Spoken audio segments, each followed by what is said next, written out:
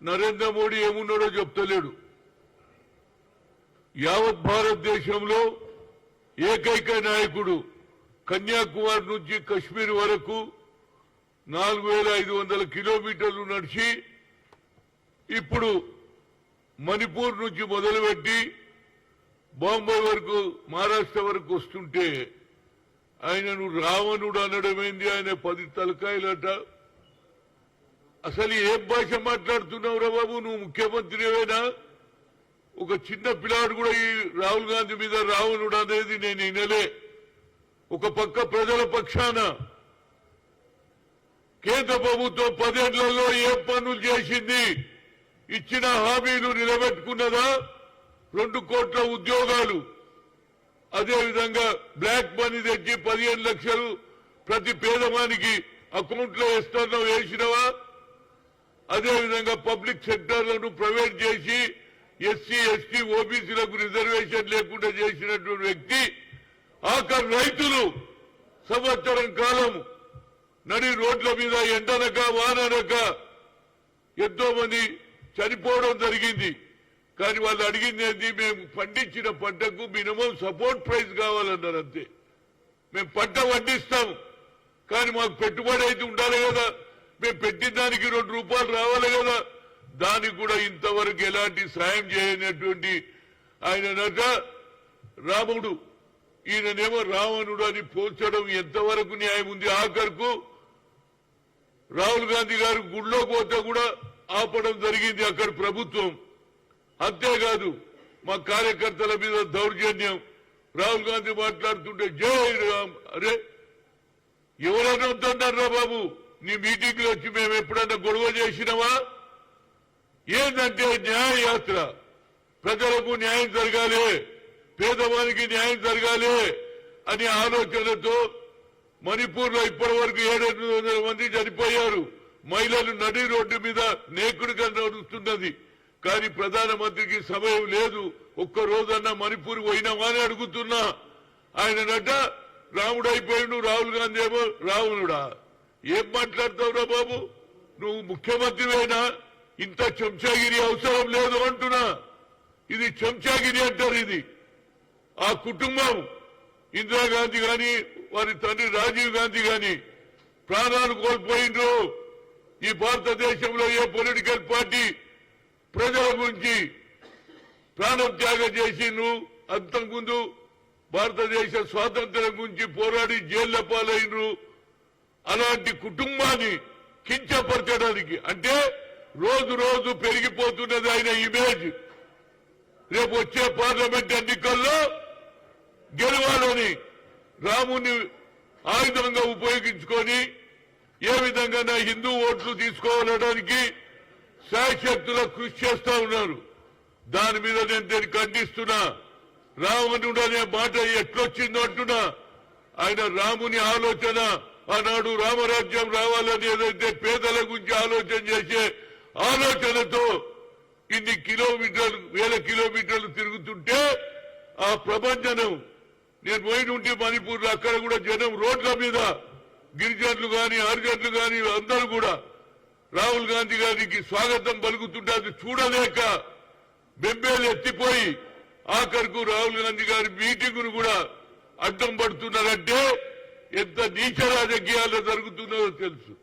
అంతేకాదు ఇవాళ ఏది భద్రాద్రి రామస్వామి ఆయనకు కూడా ఇన్విటేషన్ రాలే.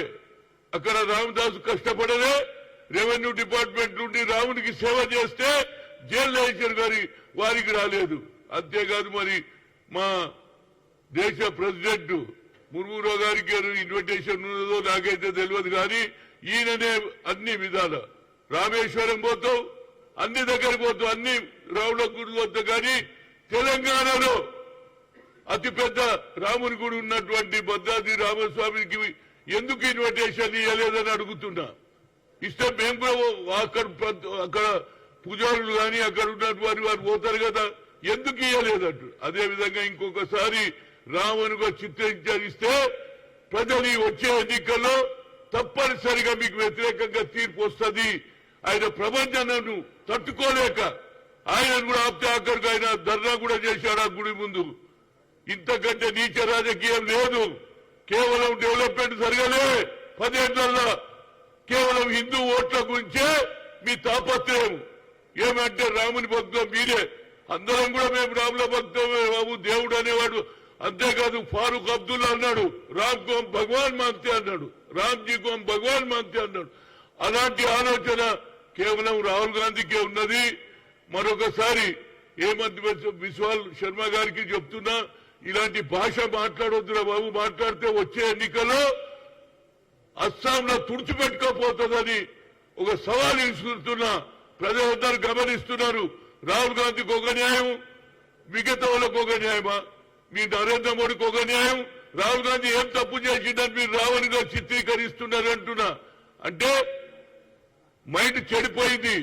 రాహుల్ గాంధీ గారి ఇమేజ్ పెరుగుతుందనే ఉద్దేశంతో దీన్ని ఖండిస్తున్నా. తప్పనిసరిగా మేమందరం కూడా భగవంతుని పూజ చేస్తాను, రాముని కూడా పూజ చేస్తాం. కానీ నువ్వు పిలిచినప్పుడే పోవాలని నీ పెళ్లి కాదు, మీ ఇంట్లో కొడుకు పెళ్లి కాదు, నీ బిడ్డ పెళ్లి కాదు. మీరు ఇన్విటేషన్ ఇవ్వడమేమిరా బాబు? దేవుని దగ్గరికి అందరం పోతాం. ఎవరు చెప్తే కాదు, దేవుడు అందరి దగ్గర ఉన్నాడు.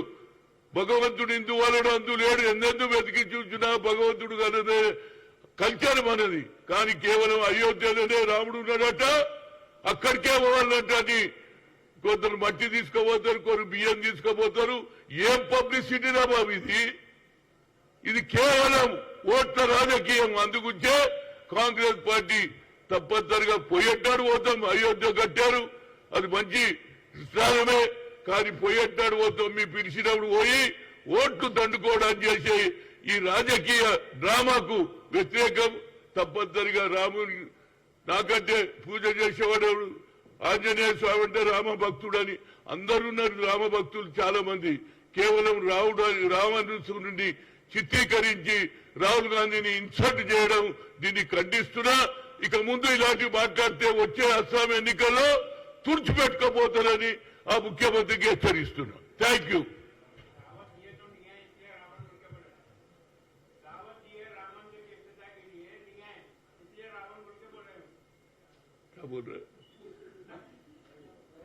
रावण क्या बोल रहे?